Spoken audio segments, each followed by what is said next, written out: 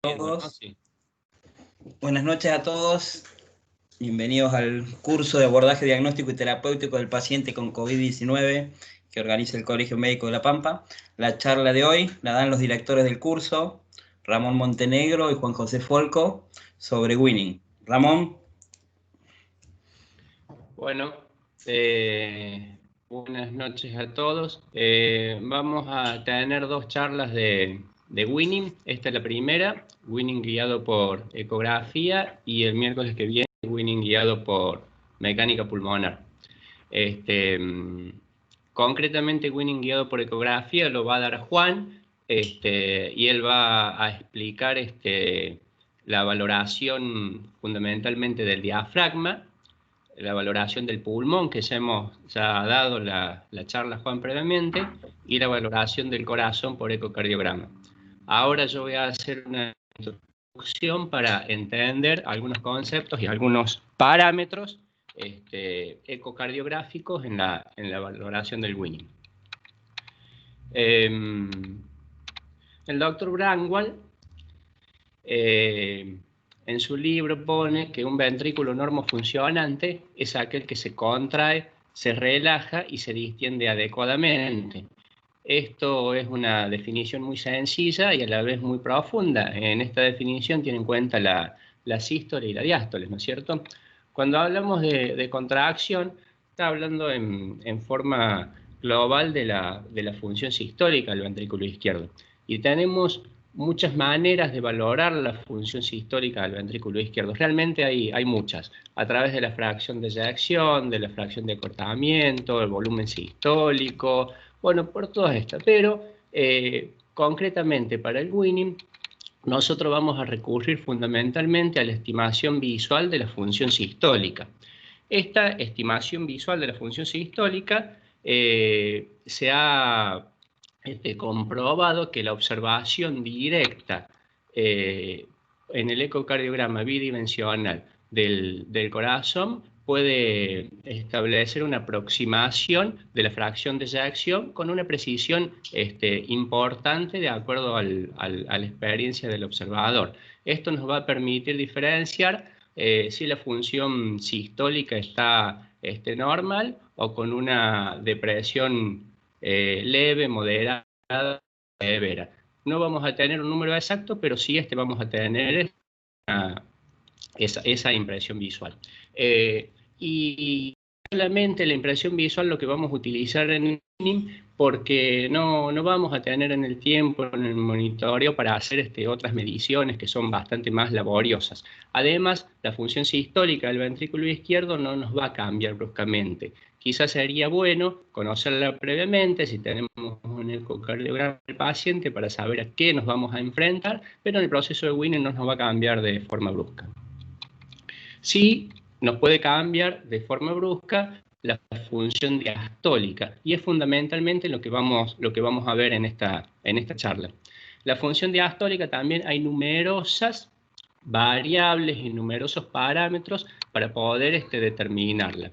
Podemos utilizar el tiempo de relajación isovolumétrico, el flujo transmitral, la velocidad de propagación del flujo en modo M-color, la velocidad del anillo mitral, bueno, muchas, el volumen de aurícula izquierda, muchas maneras. Ahora vamos a ver fundamentalmente el flujo transmitral y la velocidad del anillo mitral.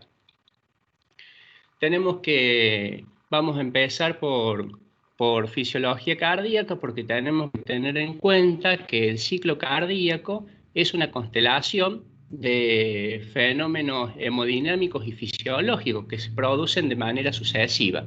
Y si bien didácticamente podemos dividir al ciclo cardíaco en sístole y diástole, esto están de manera interrelacionada, y uno es consecuencia y depende del otro.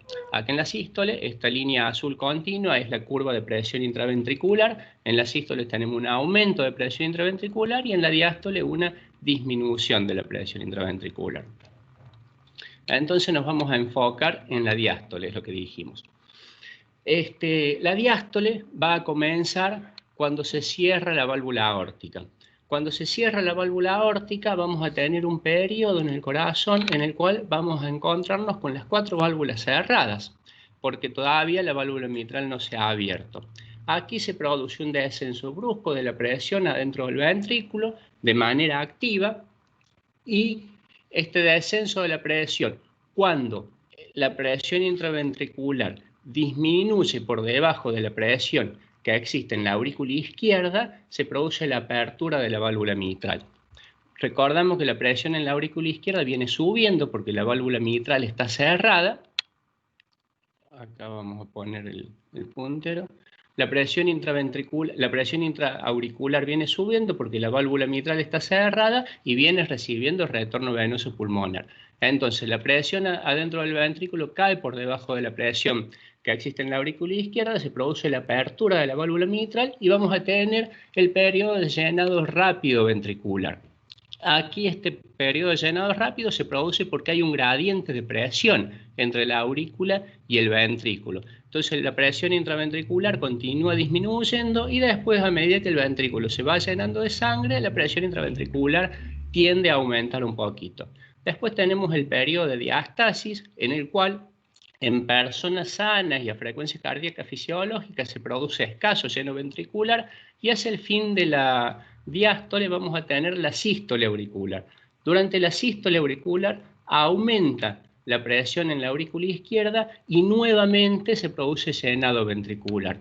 Acá tenemos que diferenciar que en el llenado inicial rápido, la sangre es succionada hacia el ventrículo izquierdo por la disminución de la presión intraventricular, y en el periodo de sístole auricular la sangre es empujada por la contracción auricular hacia el ventrículo izquierdo. Este concepto de succión frente a empuje está lindo para entender un poco más los fenómenos hemodinámicos. Entonces, en la diástole vamos a reconocer dos procesos fundamentales. Uno es la relajación ventricular y el otro es la distensibilidad ventricular. Si nosotros nos podemos colocar adentro del ventrículo, por debajo de la válvula mitral, y podemos registrar la velocidad del flujo, vamos a ver que podemos registrar también ondas. Esto lo podemos realizar con el ecocardiograma. Y en el ecocardiograma podemos registrar durante la fase de llenado inicial rápido una onda que se denomina onda E, después viene la diástasis, y la sístole auricular, una onda que se denomina onda A. Lo importante de esto es que la onda E es de mayor tamaño que la onda A, porque la mayor parte del llenado ventricular se produce en el primer tercio de la diástole, en el llenado inicial rápido. Y después tenemos una onda A que es más pequeña. Entonces la relación EA, cuando las comparamos, es aproximadamente entre 1 a 2. Entonces nosotros, para obtener esa imagen, habíamos dicho que tenemos que estar adentro del ventrículo por detrás de la válvula mitral. Esto lo vamos a obtener con la vista apical de 4 cámaras, que idealmente es con el paciente en decúbito lateral, con el brazo levantado. Esto acerca el corazón a la parrilla costal y abre los espacios intercostales. Pero en la terapia intensiva habitualmente tenemos al paciente en decúbito dorsal. No hay ningún problema, lo realizamos en decúbito dorsal, el transductor ubicado en el choque de la punta con la muesca del traductor ubicado hacia la camisa. Tenemos que tener presente que el corazón lo vamos a tener en esta disposición. El transductor va a estar ubicado en el choque de la punta y lo más cercano al transductor va a ser el ventrículo izquierdo. Entonces, cuando nosotros veamos la imagen en la pantalla, en esta vista apical de 4 cámaras, vamos a ver esto. Este es el transductor, lo más cercano es el ventrículo izquierdo, después aurícula izquierda, ventrículo derecho y aurícula derecha. Esta es la imagen que vamos a ver en la pantalla del equipo, y esta es la imagen real, ¿no es cierto? Ventrículo izquierdo, aurícula izquierda, ventrículo derecho, aurícula derecha. Y esta es la válvula mitral, ¿no es cierto? Entonces nosotros, para obtener el registro de onda y poder cuantificarlos, nos tenemos que colocar adentro del ventrículo, en el lugar donde se abren las valvas de la válvula mitral. Bueno, entonces, si nosotros colocamos acá y utilizamos el Doppler pulsado del ecocardiograma, vamos a poder registrar la velocidad del flujo de entrada al ventrículo a través de la válvula mitral. Es lo que dijimos antes. Vamos a poder registrar una onda E y una onda A. La onda E corresponde al llenado ventricular rápido y la onda A corresponde a la sístole auricular. Aquí vemos en esta imagen de que la onda E tiene mayor tamaño que la onda A.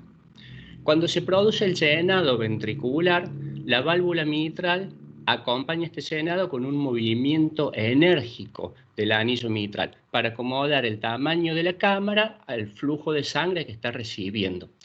Nosotros con el ecocardiograma también podemos medir la velocidad de los tejidos. Entonces podemos medir la velocidad del anillo mitral.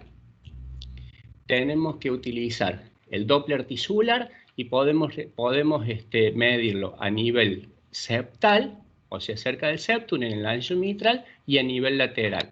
Y vamos a registrar una onda sistólica y después dos ondas diastólicas. Una onda E' diastólica que corresponde al llenado inicial rápido y una onda A' que corresponde a la sístole auricular. La onda E' tiene un valor por sí sola, la vamos a ver que es importante en el Winning, y tiene un valor relacionado con la onda E. Es lo que denominamos la relación E'. El movimiento del anillo mitral, habíamos dicho que lo podemos medir a nivel del septum, a nivel septal, y lo podemos medir también a nivel lateral. Tenemos que colocar la muestra a nivel lateral o a nivel septal. El movimiento es mayor a nivel lateral porque a nivel septal está anclada acá con el septum. Entonces la onda E' a nivel septal tiene un valor menor que la lateral. A nivel septal tiene un valor de 10, o tiene que ser mayor a 10 centímetros segundo, y a nivel lateral tiene que ser mayor a 12. Eso es lo que podemos considerar como función diastólica normal, o los parámetros normales de evaluación de la función diastólica. A partir de esta función diastólica normal se han establecido grados para establecer la gravedad, o para cuantificar la gravedad y la progresión de la disfunción diastólica. Sin embargo, tenemos que tener en cuenta de que en la mayoría, en casi ninguna patología médica, los pacientes van evolucionando de manera escalonada y saltando de un grado a otro, sino de que pueden tener variables que corresponden a un grado o que corresponden a otro. Por otro lado, habíamos dicho que la función cardíaca es una constelación de fenómenos hemodinámicos y fisiológicos. Entonces, para evaluar en este caso la función diastólica, tenemos que utilizar múltiples parámetros, y ningún parámetro de manera aislada me puede o me sirve para caracterizar algún grado de disfunción diastólica. Bueno, en la mayoría de los pacientes que tienen disfunción diastólica, el estadio inicial o más precoz corresponde a lo que se denomina relajación lenta. Y esta relajación lenta se produce porque hay una alteración en el retroceso elástico del ventrículo izquierdo. Hemodinámicamente vamos a tener un retraso en el tiempo de relajación intraventricular, y el gradiente de presión cuando se produce la apertura de la válvula mitral va a ser menor. Entonces, en el periodo inicial de llenado rápido vamos a tener un menor gradiente de presión, entonces vamos a tener menor entrada de flujo hacia el ventrículo. Después tenemos el periodo de diástasis, y como el ventrículo necesita completar la diástole, a lo que va a recurrir es un aumento de la sístole auricular, una contracción auricular más enérgica.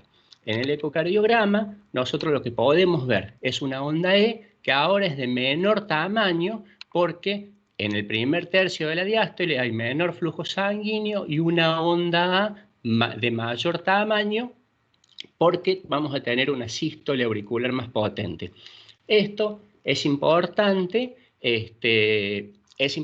porque la mayor parte del llenado ventricular se está realizando acá a expensas de la sístole auricular. Tiene una traducción clínica este aumento de la onda A, que es el R4. Los pacientes con descompensación, con galope con R4, es porque tienen una sístole auricular más potente. Como hay una alteración en la relajación, se denomina relajación lenta esta, vamos a ver que la pendiente de desaceleración de la onda E también está prolongada. Esto tiene valores, la idea no es llenarlos de valores, sino poder interpretar la imagen y poder comprender después lo que se va a dar en Winning. Acá tenemos otro ejemplo, una onda E de menor tamaño que la onda A con una relajación prolongada. Este tiempo de desaceleración tiene que ser hasta 220 milisegundos, acá tiene 254 milisegundos. Entonces, el primer estadio se denomina relajación lenta. Después, si continúa la disfunción diastólica, si continúa progresando, a esta alteración en la relajación se agrega un deterioro en la distensibilidad. Habíamos visto que primero se relajaba, después se distendía. Hay una alteración en la distensibilidad. Entonces, por un lado vamos a tener la relajación, una prolongación del tiempo de relajación isovolumétrico y después, en el periodo de llenado rápido, estos pacientes se caracterizan por tener una presión en la aurícula izquierda aumentada. Entonces vamos a tener un gradiente de presión acá entre la aurícula izquierda y el ventrículo y vamos a tener un flujo de sangre que está en una situación similar a la normal. Pero este flujo de sangre no es porque el ventrículo disminuye la presión, sino a expensas de un aumento de la presión en la aurícula izquierda. Después tenemos el periodo de diástasis y casi todos los pacientes con este patrón de alteración diastólica conservan la sístole auricular. Entonces, lo que nos tiene que quedar como concepto acá, este patrón de disfunción diastólica se denomina pseudonormalización o grado 2, que vamos a tener una onda E de mayor tamaño que la onda A, con un retraso o con un tiempo de desaceleración prolongado, y se denomina pseudonormal porque se parece al patrón diastólico normal. Sin embargo, cuando nosotros tenemos varias pruebas para realizar y para poder diferenciar entre un patrón diastólico normal de un pseudonormal, pero cuando estamos haciendo el Winning no los podemos realizar. Entonces lo que vamos a realizar cuando estamos haciendo el Winning es el Doppler tisular, ya sea a nivel septal o a nivel lateral. Acá estos pacientes se van a caracterizar porque el ventrículo está un poco más rígido, entonces el movimiento del anillo mitral es menor. Entonces la amplitud de las ondas que genera el Doppler tisular va a ser menor. Y vamos a tener una onda E' de menor tamaño que lo normal. En este caso es de 5 centímetros segundo. Habíamos dicho que a nivel septal era mayor a 10 y a nivel lateral tiene que ser mayor a 12.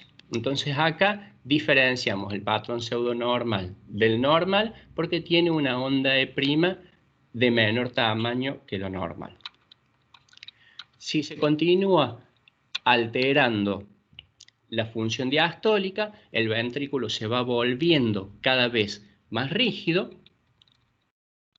El ventrículo se vuelve cada vez más rígido, entonces ahora, como no es una cámara elástica, ya tenemos una presión en la aurícula izquierda que está elevada, la sangre va a entrar con gran velocidad hacia el ventrículo izquierdo y rápidamente se van a equiparar las presiones entre el ventrículo y la aurícula. Entonces vamos a tener en el periodo inicial rápido, de llenado rápido, una onda A prominente y que termina rápido, y una onda A pequeña. La onda E es mayor que la onda A, pero la relación entre la onda E y la onda A es mayor a 2. Esto caracteriza al patrón restrictivo o grado 3. Esto también se acompaña con una disminución del movimiento del anillo mitral y en el Doppler tisular lo vamos a ver como una onda E' bastante más pequeña. Esto es sumamente importante durante la evaluación del Winning, porque este patrón de llenado restrictivo, cualquier patrón de llenado restrictivo, se puede modificar rápidamente. Entonces, si nosotros tenemos un paciente con un llenado restrictivo o con un patrón pseudonormal, estamos diciendo que tienen una presión en la aurícula izquierda elevada. Tenemos que recordar que el aumento de la presión en la aurícula izquierda es la causante de los síntomas retrógrados de congestión pulmonar. Entonces, nosotros tenemos un paciente que lo tenemos estable en el respirador y vamos a iniciar el weaning. Sabemos que la presión positiva a este paciente le está provocando una disminución de la precarga y una disminución de la poscarga. Entonces el ventrículo está funcionando en una determinada situación más aliviado, más relajado. Cuando le sacamos la presión positiva, vamos a tener un aumento de la precarga y un aumento de la poscarga. Entonces, tenemos que prestar suma atención a los pacientes con alteración en la función diastólica, en el manejo de la precarga, que es en el manejo de los líquidos, y en el manejo de las poscargas, la presión arterial. Es fundamentalmente, este es el sentido de la valoración de la función diastólica durante el weaning, que se puede modificar rápidamente y que podemos tomar decisiones rápidamente, ya sea manejo farmacológico o ponerle presión positiva nuevamente con BNI o como sea. Acá tenemos un ejemplo gráfico de registro ecocardiográfico. Acá en el flujo transmitral tenemos una onda A de mayor tamaño que la onda E, tiene un valor de 84 centímetros segundo. Tenemos en el Doppler tisular una onda E' de 10 centímetros segundo, y cuando hacemos la relación E', 84 dividido 10, nos da 8,4. Un paciente con un patrón diastólico normal. Acá tenemos otro ejemplo con una onda E de 110 centímetros y una onda E' de menor tamaño. Acá está a nivel septal de 6 centímetros sobre segundo. A nivel lateral tenemos 8 centímetros segundo. Es algo, habíamos dicho que se la podía medir a nivel septal y se la puede medir a nivel lateral. Las velocidades laterales son mayores. Y cuando hacemos la valoración, la relación E', lo que está pautado o establecido es hacer un promedio de la E septal, E lateral, y hacer la relación E' promedio. En este caso, la E' septal tiene una relación de 18, la E' lateral de 13 y la E' promedio de 15,7. Ya Juan va a dar el punto de corte en el cual se ha establecido que la relación E', los pacientes van a tener éxito o van a tener fracaso en el weaning. Aquí tenemos otro ejemplo con una onda A en el flujo transmitral prominente muy alta, una onda E prominente muy alta, una onda A pequeña. Vemos que la relación entre la E y la A es mayor a 2. Y cuando hacemos el Doppler tisular, vemos que tenemos una onda E' muy pequeña. Esto quiere decir que tenemos un patrón de entrada, el flujo entra muy rápido y rápidamente se igualan las presiones y tenemos un escaso movimiento del anillo mitral. Si hacemos la relación E', nos da 25. Esto es muy compatible con un patrón restrictivo. Entonces habíamos dicho que hay que tener mucho cuidado con alteración de la función diastólica porque estos pacientes van a tolerar muy mal la sobrecarga de volumen o la sobrecarga de presión. Acá tenemos otro ejemplo. Tenemos un paciente con un patrón de flujo de entrada transmitral con una onda A que es pequeña, tiene un valor de 60, una onda E con un valor de 66 y una onda A con un valor de 100. Hay una inversión de la relación EA. Si vemos la pendiente de desaceleración, está prolongada a 254 milisegundos.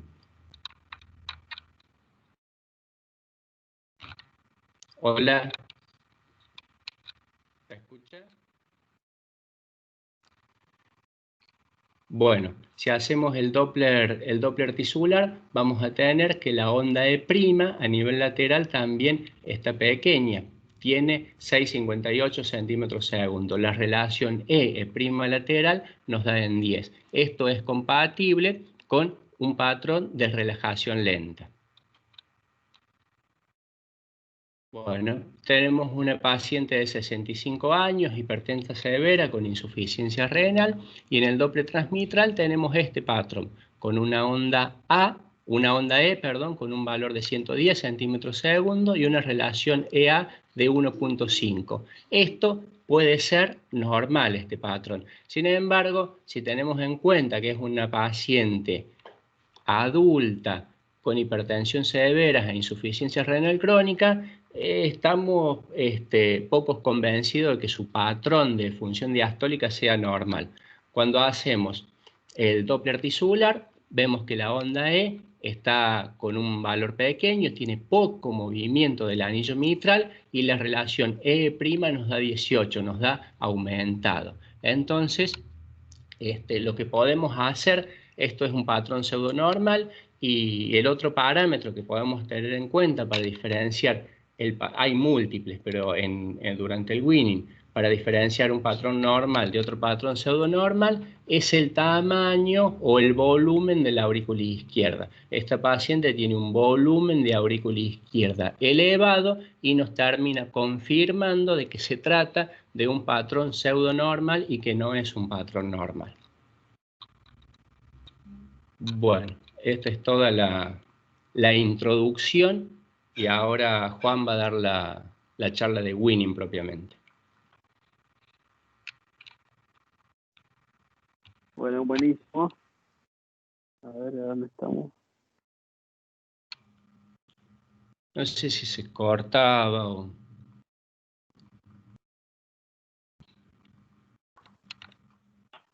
¿Ahí se ve? ¿Se ve, Juan? ¿Se ve? Sí, Bueno, sí. buenas tardes a todos. Excelente, Ramón.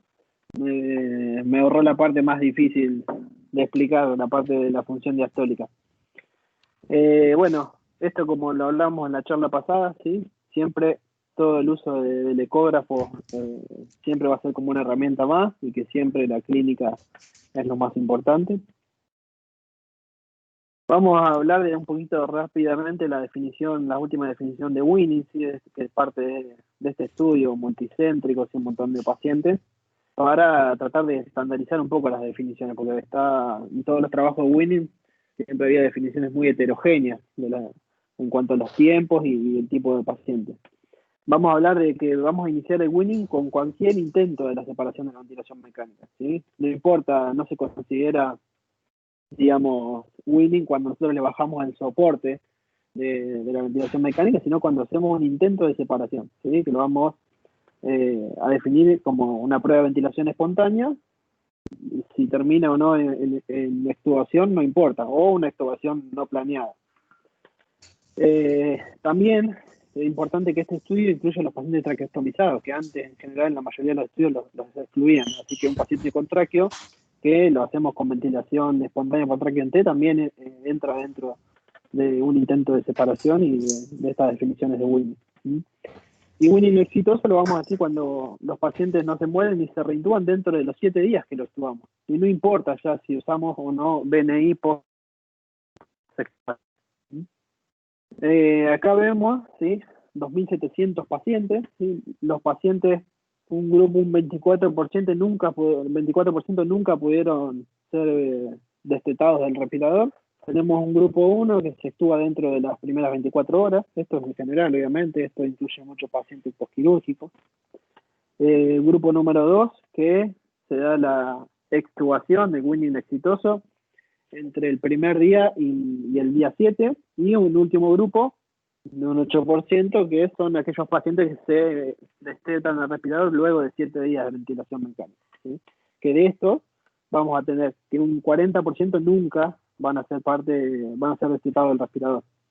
En este grupo son los, obviamente, que vamos a llamar Winning dificultoso, ¿no? Son pacientes que nos cuesta mucho sacar del soporte ventilatorio. Y bueno, y con esto, sí, obviamente que aumenta la mortalidad de los pacientes. Los pacientes que nunca van a ser destetados del respirador tienen una mortalidad del 86%. Los pacientes que se extuban dentro del primer día, una mortalidad del 5,8%, en la primera semana, 16%, y después del día 7, alrededor del 30%. Y acá vemos cómo a partir del primer día de los pacientes en ventilación mecánica, cada día que no lo podemos destetar el respirador, aumenta la mortalidad de ese paciente día a día en forma exponencial. O sea que esto es importante, que tenemos que, siempre decimos que cada vez que nosotros ponemos un paciente en ventilación invasiva, lo primero que tenemos que hacer es pensar en cuándo se lo vamos a sacar. O sea, el winning empieza con la intubación, digamos. Un poco tenemos que repasar cuáles son las características de los pacientes con coronavirus, ¿sí? Acá recurrí a este estudio, son un estudio retrospectivo, que de 700 pacientes, que para ver que los pacientes que sobreviven a la terapia tienen un promedio de ventilación de 9 días. O sea, son pacientes que vamos a tener mucho tiempo en ventilación invasiva. Entonces, obviamente, son pacientes que tienen mayor porcentaje de miopatía del paciente crítico, son pacientes que no son como un postquirúrgico que lo tengo 24 horas intubado, sino que son pacientes que requieren asistencia ventilatoria mecánica por muchos días, ¿sí? Y una estadía en los sobrevivientes promedio en la UTI de 27 días, ¿sí? Eso es muy importante. Y de esos pacientes había muchos que ya venían con ventilación invasiva, ventilación no invasiva previo al ingreso a la UTI. ¿Cuáles son las causas del fallo en el winning? Bueno, hay varias causas descritas asociadas a fallo en el winning, obviamente la edad, el SOFA, ¿sí? Con la gravedad del paciente, el Apache también, pacientes EPOC, insuficiencia cardíaca, son pacientes que nosotros ya directamente los consideramos de alto riesgo para el winning. Enfermedad neuromuscular, la miopatía del paciente crítico, que la enfermedad por COVID deja muy miopáticos a los pacientes. La sepsis, obviamente que también, aumenta la presión intraabdominal, o la obesidad mórbida también es un factor de fallo en el winning. ¿Y cuáles son los indicadores que nosotros vamos a tener que el winning está fallando? O sea, esto más que nada tiene que ver cuando nosotros ponemos al paciente en una prueba de ventilación espontánea, ¿sí? Objetivamente lo vamos a ver taquicárdico, taquipneico, con mana mecánica, con uso de músculo accesorio. En la gasometría vamos a ver, obviamente, en general la acidosis. Se ponen hipertensos o hipotensos, ¿sí? Inestabilidad hemodinámica, desaturación, alteraciones en el estado de conciencia, ¿sí? Subjetivamente, obviamente, si nos puede responder que tiene disnea. Acá vemos un paciente que, bueno, este paciente no hace falta hacer ninguna prueba ecográfica para que está fallando en el winning, en este caso sin tubo en T, sino conectado al respirador. Obviamente que este paciente, como se ve acá, con todos estos signos clínicos, va a fallar en el winning. Esto es esquemáticamente lo que estuvo comentando Ramón previamente, ¿sí? Que el corazón, digamos, podemos diferenciarlo en dos circuitos, un circuito sistémico izquierdo y un circuito menor derecho pulmonar, ¿sí? Que son diferentes la anatomía y la fisiología de ambos circuitos. El circuito derecho, las cavidades derechas están preparadas para hacer como sistema de capacitancia, ¿sí? Toleran muy bien a la sobrecarga de volumen, pero no tolera la sobrecarga de presión. Por el contrario, el ventrículo izquierdo funciona en forma inversa. Acá vemos en este gráfico que ante aumento de la poscarga, ¿sí? Con poco nivel de poscarga, el ventrículo derecho cae drásticamente el volumen sistólico de ese ventrículo derecho. O sea que es un ventrículo, es un sistema que tolera muy mal los aumentos de presión. Es decir, por ejemplo, un tromboembolismo de pulmón rápidamente claudica las cavidades derechas. A diferencia del ventrículo izquierdo, que tolera muy bien los aumentos de la poscarga, ¿sí? Pero obviamente, si miren que acá desde 100 a 140 milímetros de mercurio en la poscarga del ventrículo izquierdo, solamente hay una caída del volumen sistólico muy poquito. Pero por el contrario, una sobrecarga de volumen al ventrículo izquierdo sí lo hace claudicar de mayor manera que las cavidades derechas, que a través del sistema en los vasos pulmonares funcionan como capacitancia. Esto es un poco la fisiopatología de winning, ¿sí? Cuando nosotros cambiamos lo que decía Ramón en la charla anterior, cuando nosotros pasamos a un paciente con ventilación positiva a ventilación con presión negativa, o sea, con respirar en forma espontánea. ¿Qué sucede? Cuando nosotros tenemos compresión positiva, como decíamos en la charla anterior, ¿sí? Aumenta, me disminuye la poscarga y me disminuye la precarga. Entonces, trabaja de manera aliviada el ventrículo izquierdo.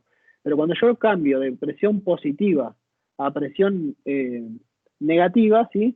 Se produce un rápido aumento del retorno venoso, ¿sí? Que en general las cavidades derechas pueden soportarlo porque son vasos de capacitancia, pero me envían gran cantidad de sangre hacia el lado izquierdo, que ese ventrículo, si no es complaciente, no se distiende bien, sobre todo por eso cuando hay fallo diastólico que impide el llenado de ese ventrículo, se me acumula retrógradamente, obviamente, y me aumenta la presión, y esa es un poco la fisiopatogenia, la base del edema pulmonar inducido por el Winnie, ¿sí? Sabemos que el aumento de fin de diástole, ¿sí? Del ventrículo izquierdo es la parte final de todos estos mecanismos, que obviamente cuando los pacientes los tenemos en una preventilación espontánea me aumenta el tono adrenérgico, ¿sí? Disminuye con la disminución de la ventilación, me aumenta la PCO2, tenemos acidosis, me aumenta el trabajo respiratorio, obviamente. Lo que tenemos principalmente es un aumento de la precarga, ¿sí? Que como fin vamos a ver un aumento de las presiones de fin de diástole, y eso va a hacer que se genere edema pulmonar inducido por el Winnie, ¿sí? Por este cambio de presiones, de presión positiva a presión negativa.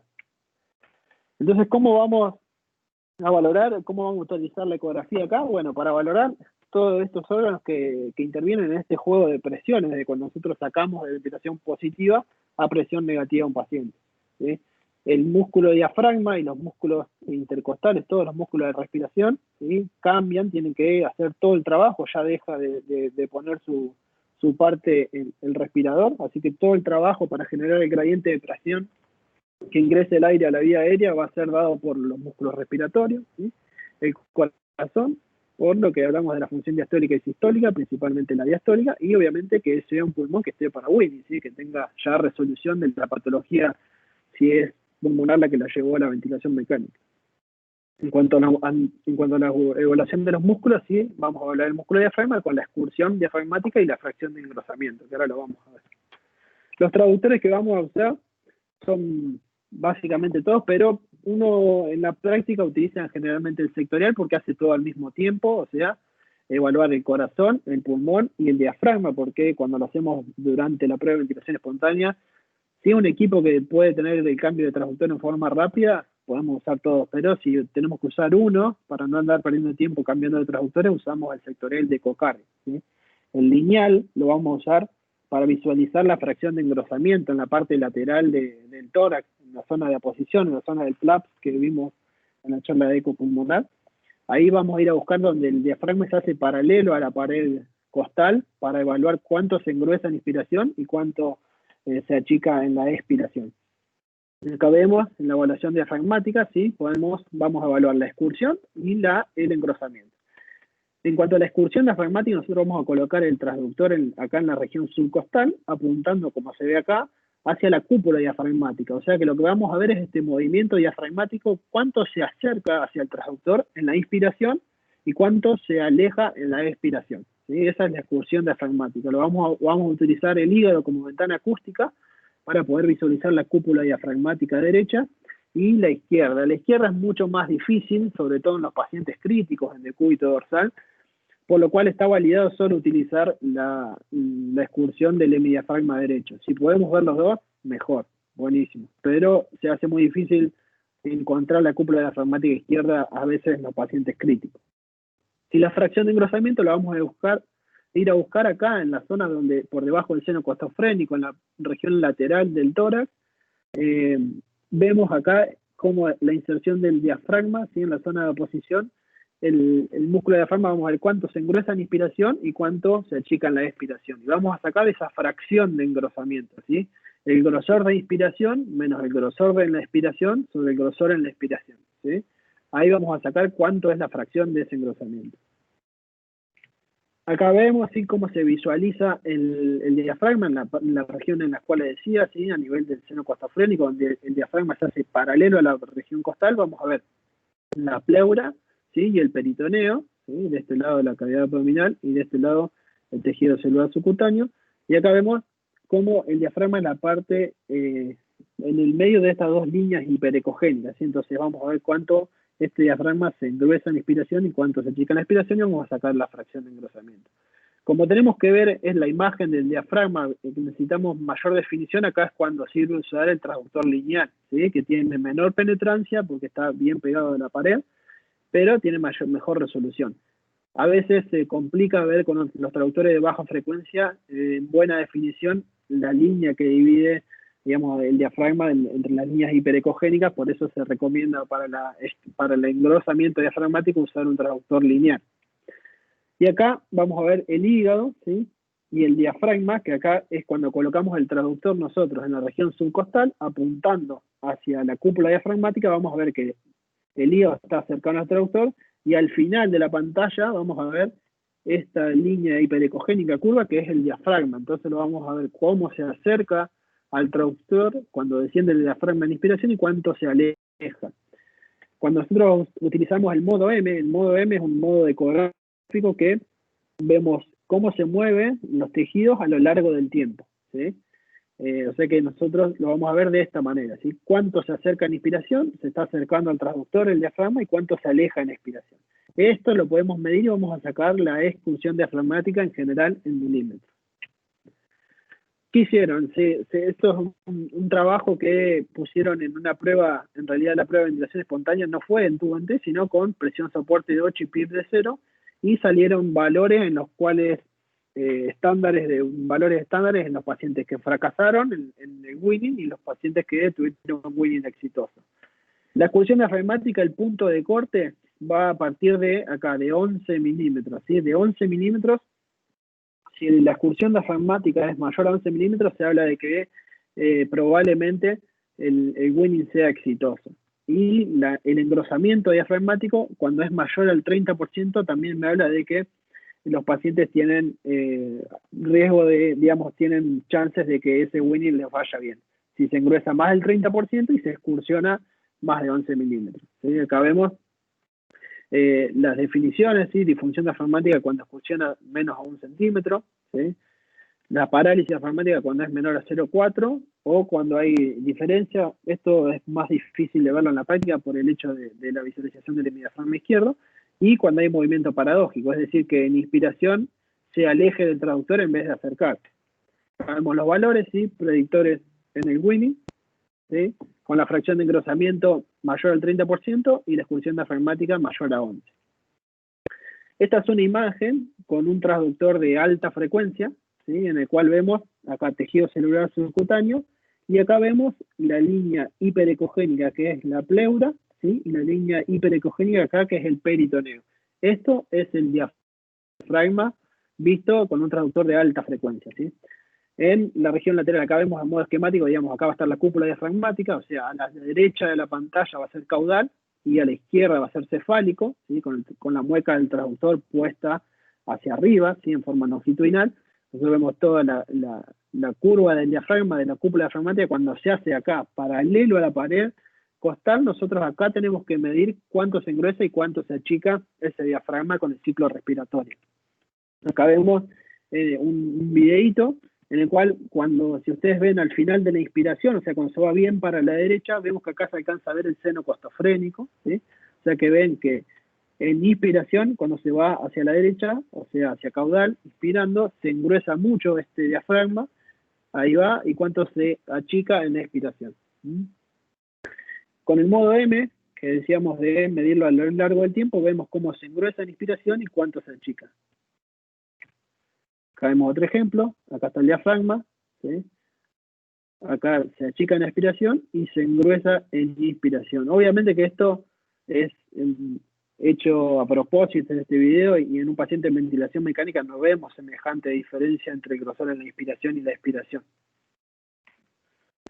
Acá vemos, ¿sí? Cómo lo deberíamos medir nosotros en esta región, donde está bien paralelo y no donde ya se empieza a ver el seno costofrénico, porque cuando acá se empieza a curvar el diafragma, ¿sí? En la cúpula, uno puede sobreestimar la medición en la inspiración.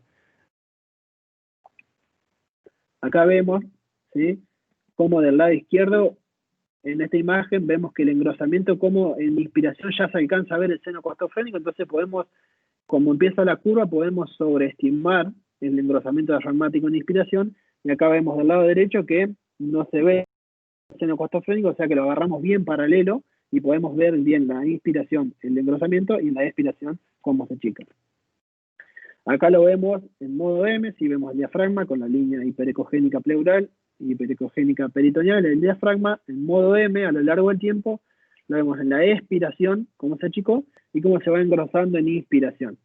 Acá vemos que dijimos que la fracción de engrosamiento es el grosor de la inspiración menos el grosor de la expiración sobre el grosor de la expiración por 100. Acá tenemos una fracción de engrosamiento del 200%.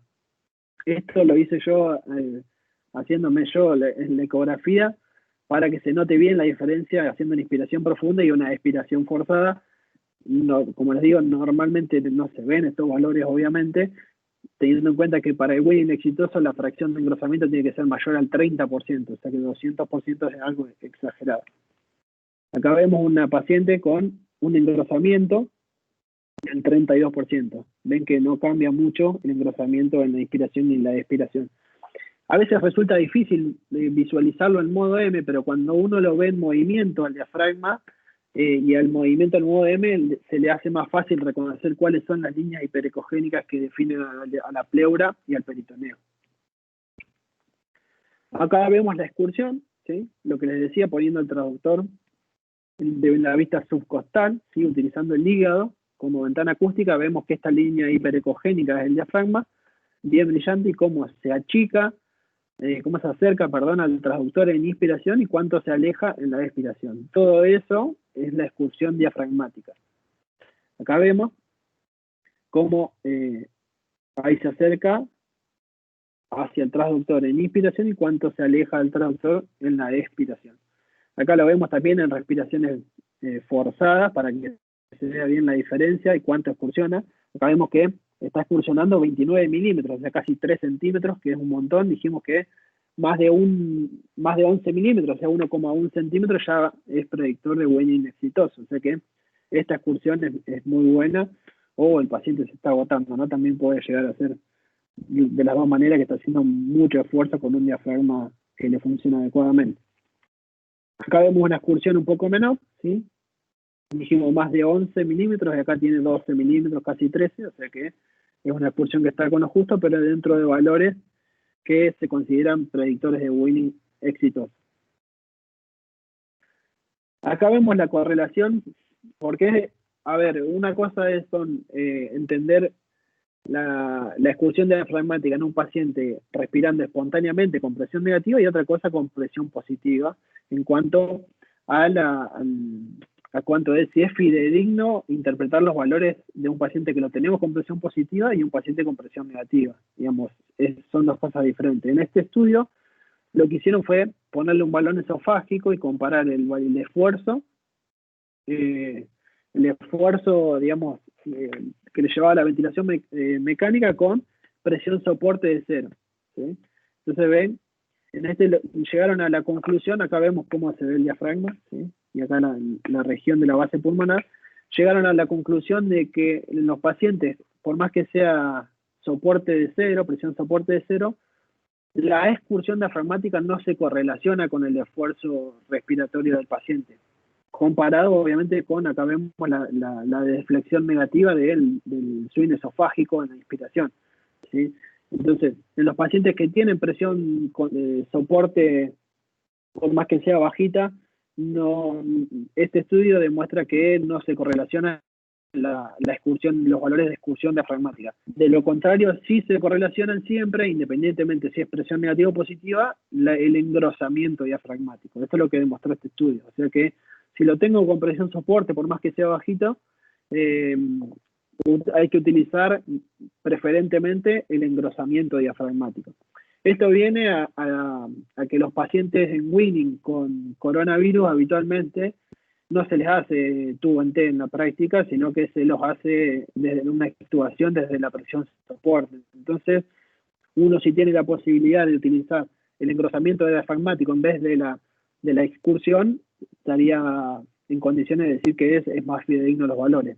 De todas maneras, hay trabajos que opinan que llegan a la conclusión de que la excursión diafragmática también sirve con presión soporte, o sea que no está bien definido, pero si uno tiene la posibilidad, el engrosamiento diafragmático es más fidedigno que la excursión.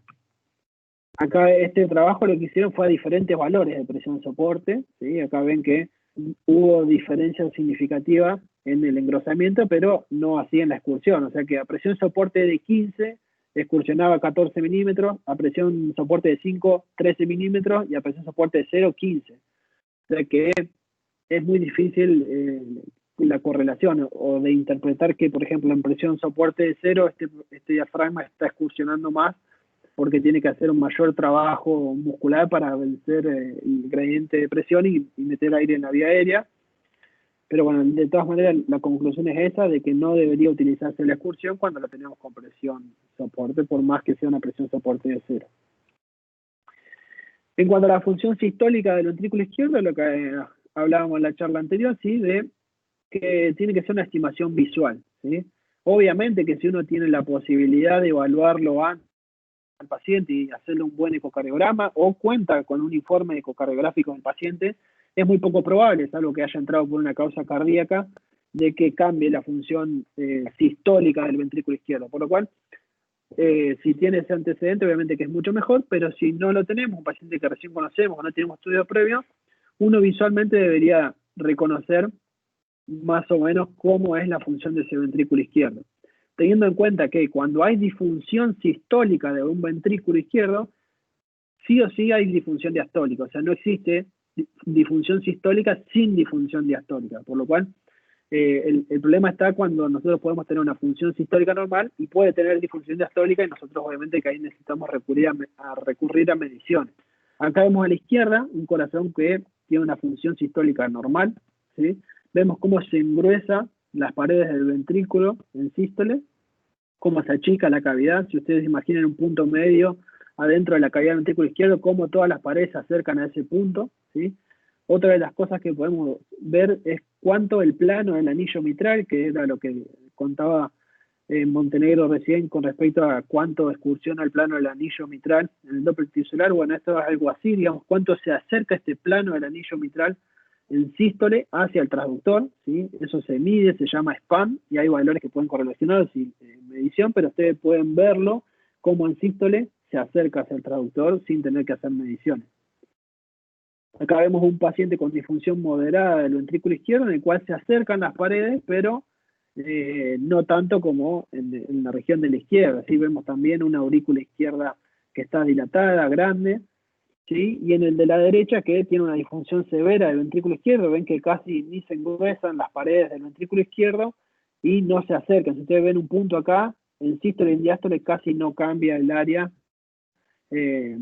por lo cual habla de que hay una disfunción severa del ventrículo izquierdo, y ni hablar que la disfunción diastólica de este paciente es grave, o sea que este es un paciente que no hace falta medirlo ni nada para saber que es un paciente de alto riesgo para fallar en el Winning. O sea, si yo veo que veo dos corazones así, con este movimiento, ¿sí? Que ni se mueven las paredes, que no se acercan, poca apertura de la válvula mitral, poca excursión del plano del anillo de la válvula mitral, se acerca muy poquito hacia el traductor, obviamente que son pacientes que van a ser de alto riesgo.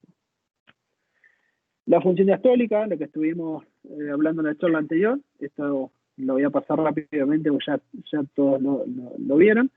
El llenado diastólico, ¿sí? De la cavidad del ventrículo izquierdo, las mediciones, ¿sí? Como el valor obviamente de la onda E menor a 1 metro por segundo, y la onda E', cuando lo hacemos a nivel lateral, debería ser mayor a 10, cuando lo hacemos septal, mayor a 7. Esto obviamente son valores para tener en cuenta en el Winning.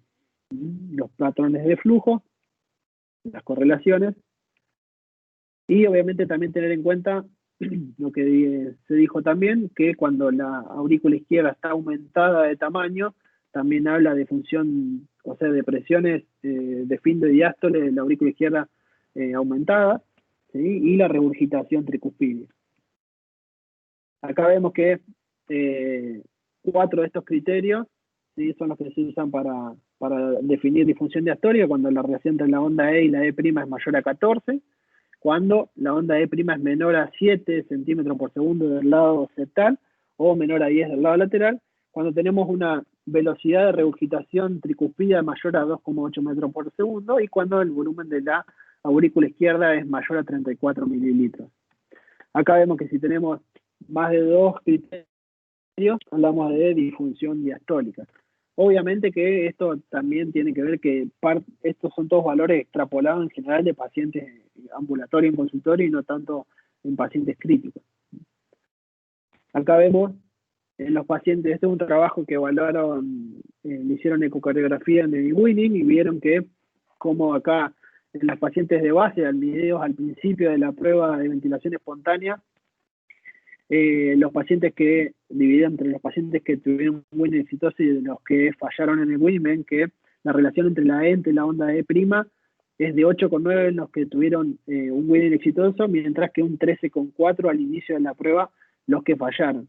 Ven que de los que fallaron en el Winning tienen 13,4 y al final de la prueba 15. O sea que claramente este paciente tiene alto riesgo de fallar en el Winning cuando es mayor a 14, se dice habitualmente la relación entre la onda E'.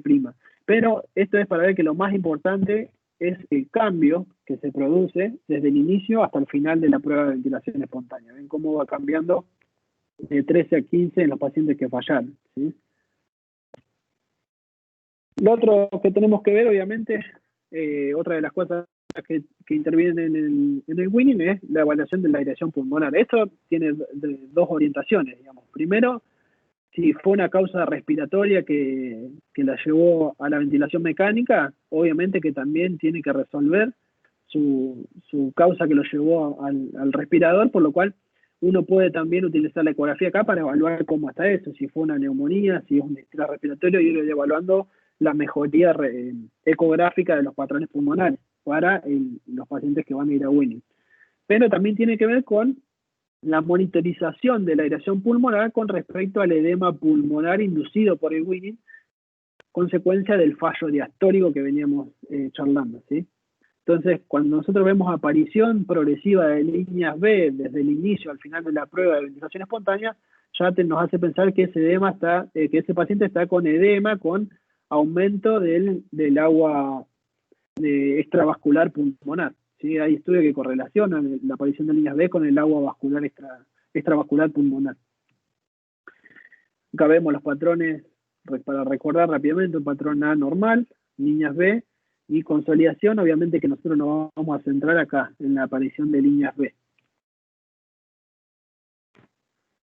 Le vamos a poner puntaje, ¿sí? En base al score de luz, ¿sí? Con la división que charlamos antes de las áreas torácicas, y el puntaje de 0 puntos a un patrón A normal, 1 punto cuando aparecen líneas B, 2 puntos cuando ya son esas numerosas líneas B o están confluentes, y 3 puntos cuando hay consolidación, o en este caso también puede ser derrame pleural con consolidación pasiva.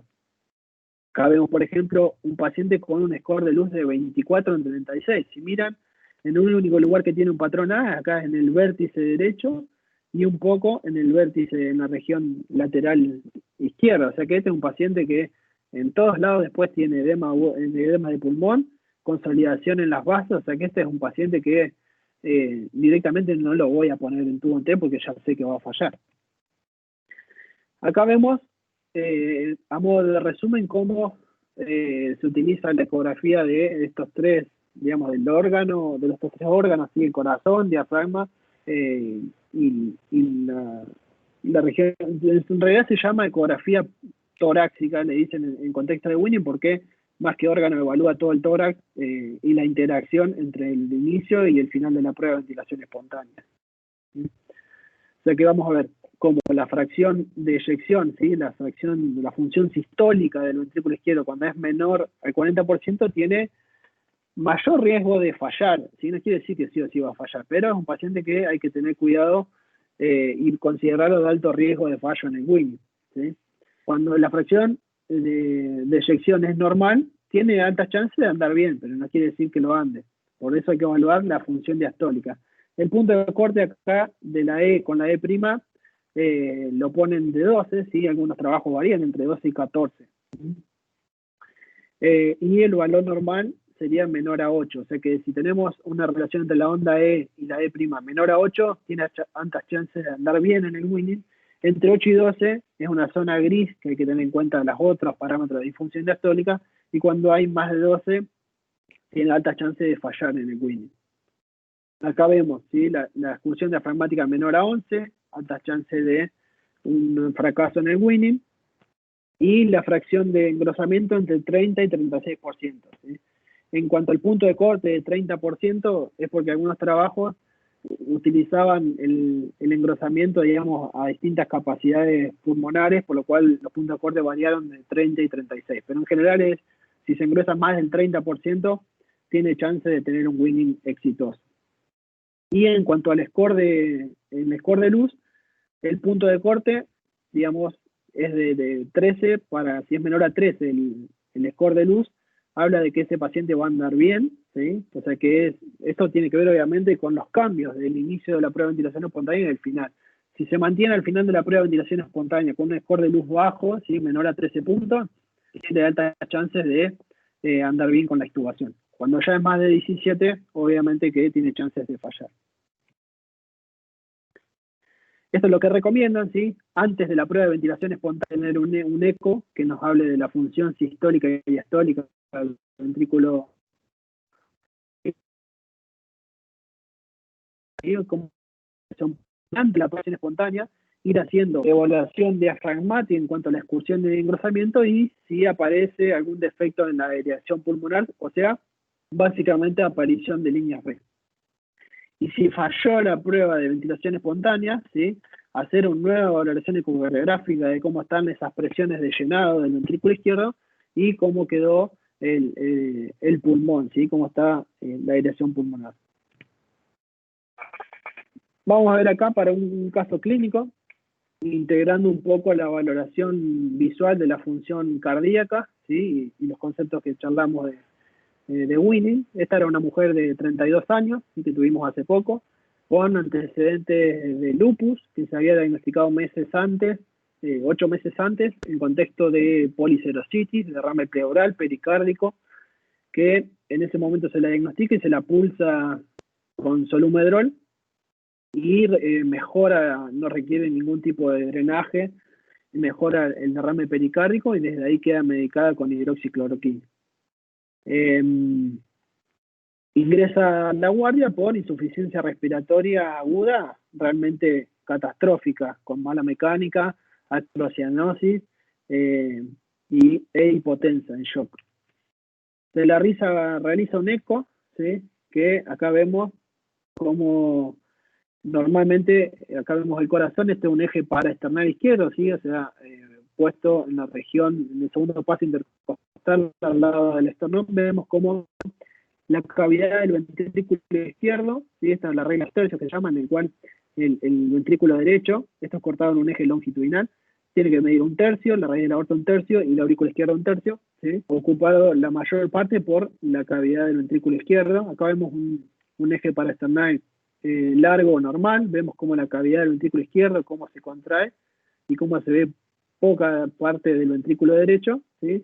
Y la paciente acá vemos que tenía las cavidades izquierdas, ¿sí?, colapsadas, casi colapsadas, digamos, con colapso en diastólico, ¿sí?, y ocupado por gran parte de una dilatación del ventrículo derecho, que se ve claramente acá, que en vez de ver esta partecita del ventrículo derecho, vemos todo ocupado por el ventrículo derecho. Dijimos que el ventrículo derecho, las cavidades derechas, toleran muy mal la sobrecarga de presión, o sea, la poscarga que lo dilata rápidamente. Así que en esta paciente se pensó en un tromboembolismo pulmonar agudo, ¿sí?, por lo cual recibió, obviamente que esta paciente fue intubada en el momento que llega al servicio de terapia y hace paro cardíaco, se reanima, sale y se le hace trombolíticos, ¿sí?, pensando en un tromboembolismo pulmonar agudo por semejante dilatación del ventrículo derecho.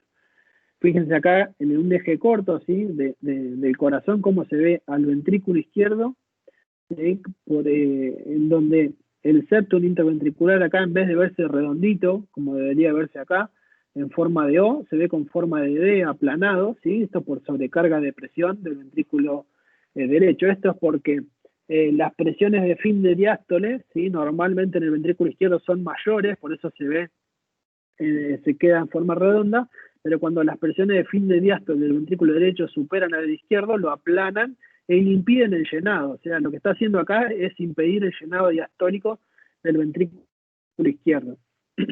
Vemos cómo genera este movimiento que en diástole el septum se dirige hacia el ventrículo izquierdo impidiendo su llenado, por eso presenta disminución del gasto anterogrado y shock por compromiso del aumento de las presiones de fin de diástole del ventrículo derecho.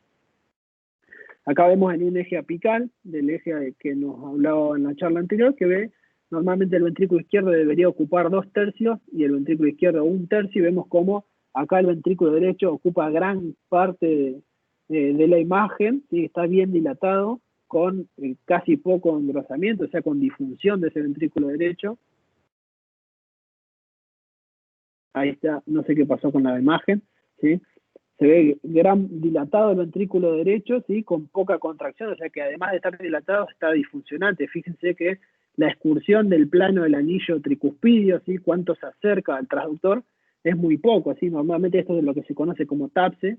Normalmente esto debería ser mayor a 17 milímetros, acá al ingreso era nada más que de 8 milímetros, o sea, no excursionaba nada, ese ventrículo estaba con disfunción severa del ventrículo derecho. Acá hablamos también de disfunción, una insuficiencia tricuspida significativa, que más de 2,8 metros de segundo. Hablaba de fallo, digamos, de aumento de las presiones de fin de diástole, que estaba con 3,4 metros, ¿sí?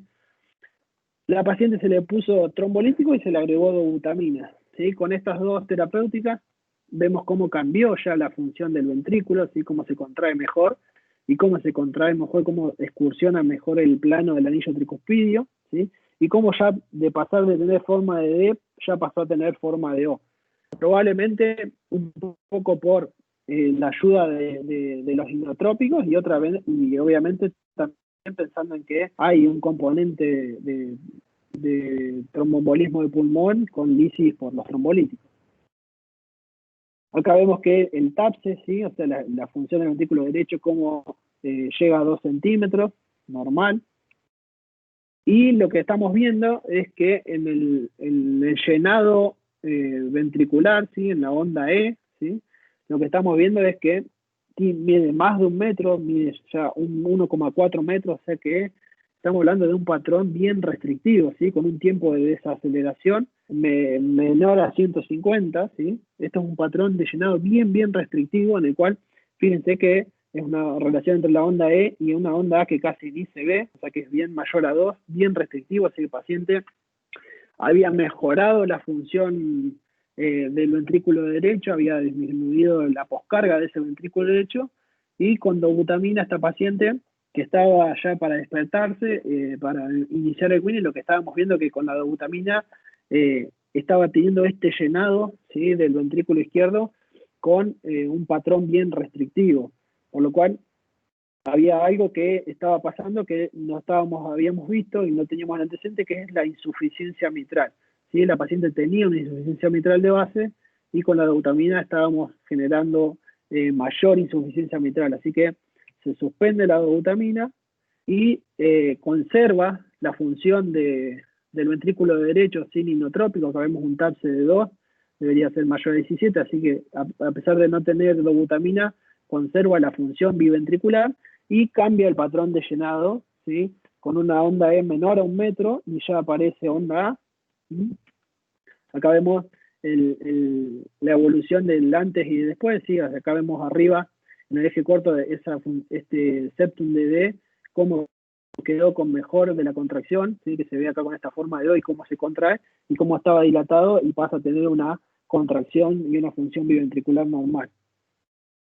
Entonces empezamos con esta variación ya sin inotrópicos, empezamos el Winning, ¿sí? Lo que se hizo acá fue ver cómo estaba el flujo transmitral al inicio de tubo en T, ¿sí? O sea, no fue con presión soporte esta prueba, sino que fue con tubo en T, y vemos que tenía una onda E que tiene menor a 1 metro, ¿sí? 78 centímetros por segundo, y al final de la prueba en T subió de 78 a 91, o sea que no superó el metro por segundo, con una excursión diafragmática que al inicio de la prueba en T medía más de 1,1, ¿sí? Predictor exitoso de Winning, y al final de la prueba en T se mantuvo por encima de 1,1.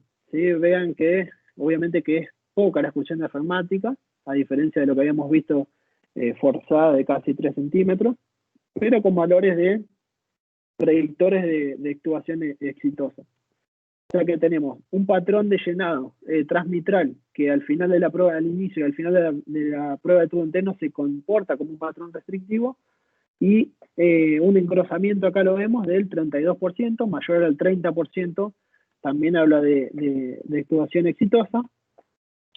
Vemos cómo los patrones de ecográficos pulmonares, vemos patrón A, y al final de la prueba en tubo T no se llenó de líneas B, mantiene el patrón A, y en la zona de los flaps, en las zonas bajas, sí tenía líneas B la paciente, pero si ven al final de la prueba en T, en la región de la derecha, que se alcanza a ver el hígado, estamos viendo en la zona dependiente de pulmón, hay algunas líneas B, pero no se llenó, no fueron confluentes y no hizo edema agudo de pulmón, digamos, inducido por el Winning.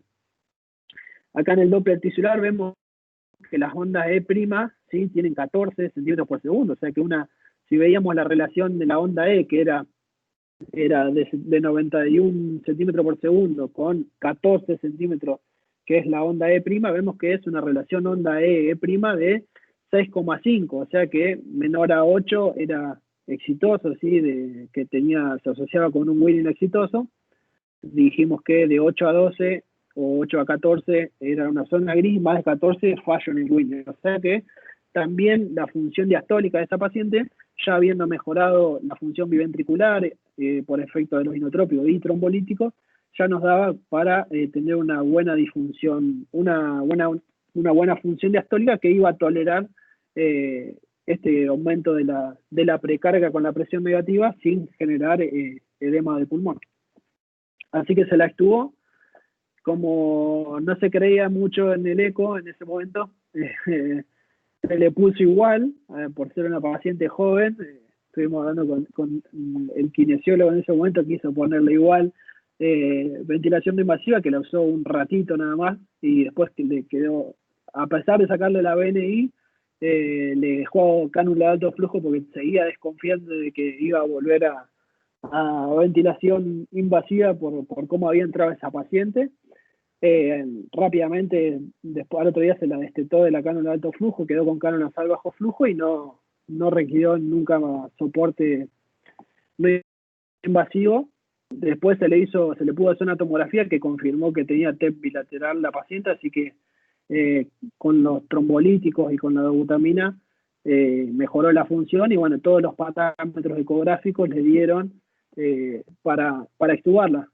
Esta paciente, cuando se la despierta, estaba con miopatía, pero bueno, el diafragma, con esa excursión de más de 11 milímetros y el engrosamiento mayor del 30, se portó bien, y fueron parámetros que todos daban para extubación exitosas, y por suerte anduvo bien. Así que eso es todo.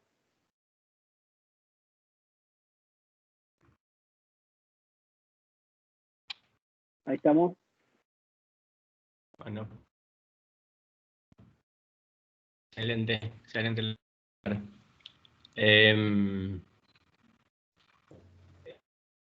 Pablo, no sé si Sí, estamos, bueno, no sé si quieren empezar con las preguntas.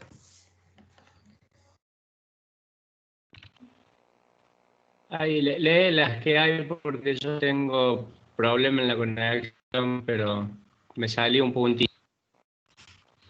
No, acá Nacho preguntaba cuándo podía hacer una pregunta. Me había dicho que después, así que... Nacho, si estás escuchando.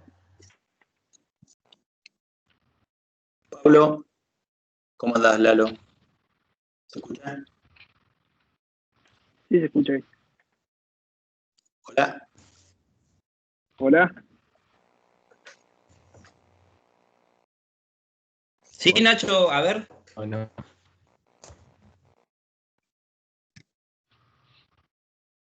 Yo que esto es son ecocardiogramas, ecocardiográfica del Winning, no hecho porque no tenemos la intención de hacer un diagnóstico ecocardiográfico en el consultorio de cardiología. Pero bueno, hay algunas herramientas que nos ayudan sobre todo a anticiparnos a situaciones y poder actuar. Me parece que además de poder repetir el estudio ecográfico, poder anticiparse. Creo que ocultarle los crépitos a un paciente en Winning quizás ahora es tarde. Antes podíamos ver algo como precoz y hoy ya que tenga crépitos es tarde, los podemos ver antes con un patrón, con un cambio en el patrón o de la función diastólica o las líneas B o alguna alteración en el diafragma. No sé, Juan, ¿qué te parece? No, que en realidad aclarar que quizá la evidencia científica que respalda el uso no es la mejor, ¿sí? Hay muchas contradicciones en cuanto a los puntos de corte, por heterogeneidad de los pacientes incluidos, las causas del Winning. Entonces, poner, digamos, puntos de corte y generalizarlo se hace muy difícil, porque realmente en la práctica nosotros vemos que ningún Winning es igual a otro, son distintos, por eso la importancia de individualizar y más que nada porque los parámetros de fallo en el Winning, obviamente que también tenemos guiados por la mecánica, que vamos a charlar la clase que viene. Si uno se guía por la clínica es muy inespecífico de qué es lo que le está pasando a ese paciente. Entonces, usar la ecografía como aproximación para ver qué patrón de llenado tiene, si se está llenando de líneas B, o si es un diafragma que realmente ni se mueve, teniendo en cuenta que a veces los pacientes se despiertan muy miopáticos, pero la correlación entre la miopatía y la expulsión diafragmática no siempre está, o sea que puede estar miopático, pero funcionar bien el diafragma, y yo no me animaba a estudiarlo porque ese paciente no movía un dedo, por ejemplo. Esto, más allá de los valores, repito, de la estandarización de puntos de corte, es una herramienta que cuando uno la empieza a usar y pone un paciente en Winning, ¿sí? Sirve mucho, y sobre todo la propia experiencia, ¿sí? Comparando lo que hace habitualmente, ¿sí? Uno cuando inicia en esto sigue trabajando como se formó, como trabajaba habitualmente, y lo va incorporando de a poco al uso del ecógrafo, y realmente te vas dando cuenta cómo te sirve para darte cuenta de cosas que le estaban pasando al paciente que antes las interpretábamos mal o creíamos que era una cosa y después estaba pasando otra. Por eso lo importante es esto, de usarlo como herramienta al lado del paciente, correlacionarlo con la clínica y en el contexto de Winning hacerlo antes, durante y después del fallo. Eso da mucha información, porque también hacerlo una sola vez durante el Winning tampoco tiene mucho sentido, sí puede ayudar, pero lo importante es la variación que vemos durante la prueba de ventilación espontánea. Y hablar, Sí. cuando es una presión en tubo en T, que presión negativa, ahí se ven bien los cambios, no así tanto cuando lo hacemos con disminución del soporte. Eso es lo que más Y cuando vemos. un paciente tuvo en T nos quedamos sin nada, nos quedamos en bola. Estamos viendo la forma de respirar, la frecuencia cardíaca, saturación, todo para inespecíficos. Y con esto podemos ver la causa del fallo y nos podemos anticipar, eso está excelente. Ramón, ¿se escucha? Sí, se escucha ahí. No, Lalo. Juan, bueno, para vos iba igual la pregunta. ¿Cuánto tiempo hay que esperar desde que comenzamos con el Winning? ¿Cuánto tiempo le volvemos a repetir la prueba, ya sea ecocardio o ecopulmonar, y la medición de la expulsión, como para decir si el paciente podemos progresar con el destete o no? O si falló o no. A la media hora habitualmente. En realidad hay un trabajo que compara ponerlos en tubo en T durante media hora versus 120 minutos, o sea, 2 horas. y no hubo diferencia significativa en cuanto a la clínica, o sea que vos poniéndolo en media hora al paciente tubo en T, ya podés definir lo que le va a pasar, o sea que vos le hacés al principio tubo en T y a la media hora, con dejarlo media hora ya alcanzaría. Lo mínimo que tenés que dejarlo es media hora. Sí, y eso hablando en los pacientes en general, pero no sé qué habrás leído, porque por suerte no tuvimos muchos casos de COVID en ARM, pero lo que has leído a nivel internacional, en general los pacientes ventilados después que llevan una ventilación prolongada no suelen pasar directamente a una ventilación espontánea, sino con algo intermedio. ¿Eso sirve de todos modos? O sea, pasar de una ventilación invasiva a un BNI nos dan los mismos parámetros, se usan como para seguir con el winning. ¿Se entiende la pregunta? Hay un trabajo que se está haciendo ahora, ¿sí? Que es utilizando en COVID, pacientes COVID, ecografía torácica.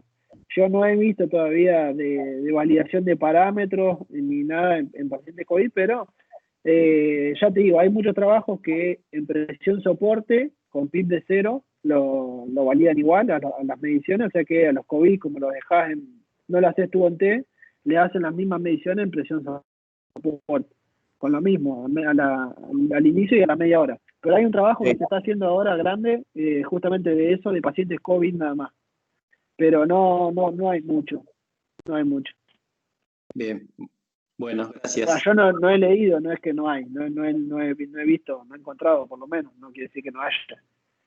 Está bien, gracias. Yo les quería preguntar a ustedes que tienen bastante experiencia con el balón esofágico también, si han hecho alguna comparación entre balón y ecografía a la hora de detectar debilidad diafragmática, y si se quedan con uno u otro método. No hemos metido balón y eco ahora todavía. No. ¿Están dormidos? No. Nosotros sí. Ese trabajo es el que te digo es de balón esofágico y eco, es el que valida el engrosamiento y no la expulsión. Pero no, nosotros, yo no lo hice. De todos modos, ese trabajo es medio raro, no lo leí, pero ¿qué es eso? Sí, ¿Ustedes qué incidencia tienen de edema pulmonar inducido por Winning tiene? Porque varía bastante en las series, y yo particularmente tengo sí fallo de Winning, pero habitualmente muy poco por fallo cardiovascular. ¿Ustedes cómo están en eso? Y depende, tenemos muchos pacientes añoso cardiológico que sí lo vemos por ese motivo, pero en general los pacientes postquirúrgicos por otro motivo tienen un corazón, rara vez lo vemos. Pero sí los hipertensos, sobre todo, que tienen fallo diastólico, sí vas viendo cómo se llenan de agua. Bien. Pero por debilidad muscular, miopatía, en cuanto a los días ventilados, mucha miopatía, sí. Claro, sí, yo tengo más que nada por miopatía que por edema. Sí, ¿y ustedes eso lo tienen protocolizado? ¿Lo usan para todos los pacientes? ¿Le hacen un test con el eco o es de acuerdo al riesgo previo que tienen? No, lo usamos con todo, no protocolizado, pero sí lo usamos con todo porque estamos ahí con el eco. Le ponemos el eco a todo el mundo, y más en el winning, pero no, protocolizado no. Yo, en realidad, no. Juan es el que está más avanzado, ¿no? En esto yo, Nacho, estoy probablemente en una situación similar a la tuya, digamos, entrenando y aprendiendo la ecografía. Pero la clase que diste estuvo espectacular, vieja, ya sos experto. Se hace nomás, que no sabe. Claro, se hace son, para que no le hagan preguntas. Sí. Sí, es muy interesante poder diagnosticar la causa. A mí me ha pasado antes de la ecografía varias veces con pacientes con valvulopatías no diagnosticadas, ¿viste? Que fallan el Winning por edema de pulmón y diagnosticarla posteriormente con la solicitud del ecocardiograma. Sí, sí, es muy interesante poder ahora anticiparse a muchas situaciones. Claro, que quizás eso, no ves, digamos, el edema de pulmón, porque si vos ya ves un patrón restrictivo de llenado y lo ves que el paciente tiene 160 sistólica, y bueno, a ese paciente no le vas a hacer así la prueba de tubo en T, lo vas a poner NTG, lo vas a hacer probablemente si está con mucho balance positivo, lo vas a esperar y lo vas a hacer un poco balance negativo. Y si lo ves que tiene una disfunción severa, obviamente que sistólica me refiero, no le va a hacer prueba en T y lo va a hacer cambio de interfase, pero a los pacientes que vos lo tenés con función sistólica relativamente moderada, normal, y le encontrás un fallo diastólico restrictivo, ese paciente, digamos, no es que esperás el edema del pulmón, sino que lo vas a tener con MTG y con las presiones bien bajitas para hacer el Winning. Digamos, vos le vas a prestar más atención a eso y ves cómo va cambiando el patrón de llenado con la NTG, con los diuréticos. Es eso, ir viéndolo lo que está pasando al paciente, digamos. La tendencia es fundamental. Tendencia del pulmón, del diafragma, del corazón es lo fundamental. Ver hacia dónde está yendo el paciente. Otra de las cosas que usan, por ejemplo, es los pacientes que tienen un patrón ahí de retraso en la relajación o pseudo normal. Por ejemplo, le hace una elevación pasiva de los miembros, como si le hiciera una precarga de golpe, un aumento del retorno, digamos, y ves si el patrón se pone restrictivo. Entonces ese paciente también tenés que tenerlo mirarlo más de cerca. Pero como esto es todo nuevo, las validaciones de eso, es muy difícil. Hay muchas variables en el medio para vos usarlo sí o sí fidedignamente con puntos de corte y estandarizarlo.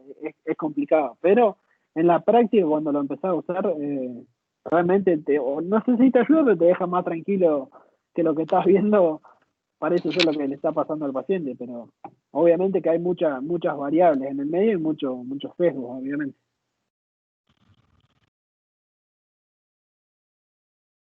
Bueno, hay varias mensajes de agradecimiento. Gracias a todos por escuchar y por los mensajes. No sé si hay otra pregunta, si alguno, ya somos poquitos. Si no, vos, Pablo. Sí. Bueno, la damos por finalizada entonces. Dale.